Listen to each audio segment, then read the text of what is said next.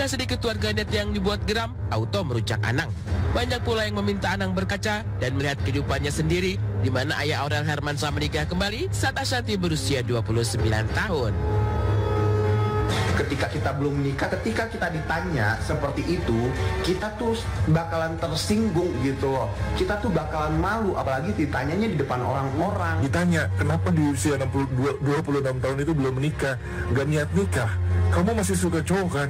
Like what? Memangnya kenapa? Salahnya itu di mana? Gue pengen kasih kaca deh sama masnya. Mohon maaf ya mas, emangnya dulu ketika masnya nih ketemu sama istrinya yang baru itu usia berapa kalau boleh tahu? Meski tidak membenarkan aksi sang suami, tapi Ashanty punya pembelaan tersendiri. Sebelum podcast itu dimulai, baik Anang dan Gia sudah bertukar cerita dengan penuh canda. Sebagai juri di salah satu ajang pencarian bakat, Anang menganggap para peserta seperti anaknya sendiri. Ini pula yang membuat Anang ceplas-ceplos, tak sungkan melontar tanya, meski dianggap tak sensitif dan bisa menyinggung perasaan orang.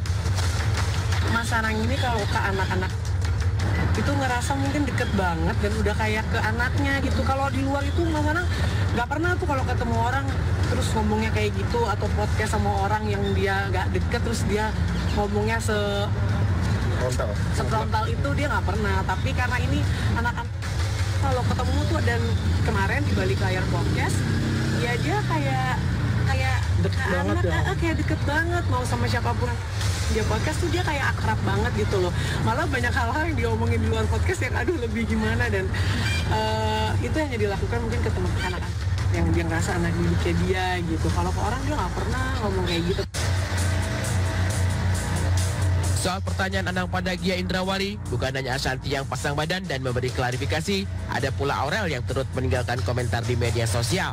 Semula Aurel seperti terpancing emosi dan menuliskan pertanyaan menggelitik, terus nape? Setelah itu, Aurel juga menuliskan sejumlah kalimat lewat komentar lainnya.